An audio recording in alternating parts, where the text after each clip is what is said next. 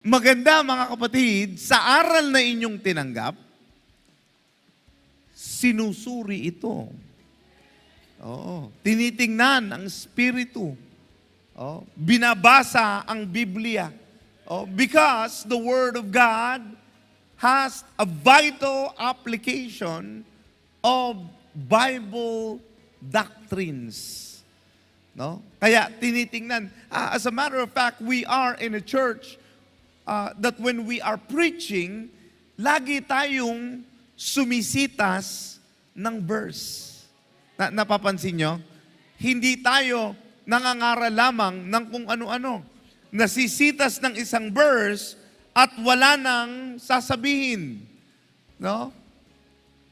Mga kapatid, mahalaga na sa ating pag-aaral ng salita ng Diyos, ito ay nakikita sa banal na kasulatan. The book of 1 Peter chapter 3 verse 15. Sabi diyan. 1 Peter 3:15. Kundi inyong ariing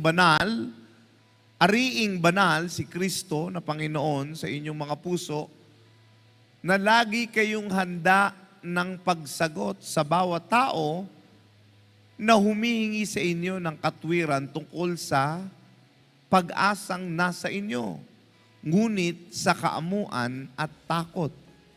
Ano ang sabi ni Apostol Pedro? Magbigay ka ng sagot. Sasagot ka. Sabihin mo sa iyong katabi, sumagot ka. Sumagot ka. Pag hindi ka makasagot,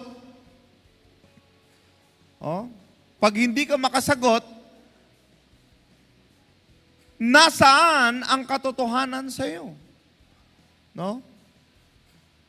Kaya ang pagbabasa ng Biblia, ang pakikinig ng Biblia, ito dapat bukas ang isip mo. Bakit?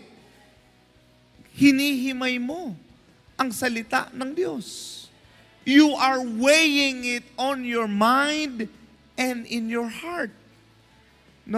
We are not a church of fanatics. Do you know what fanatics means? Panatiko. Hindi antipatiko. Panatiko.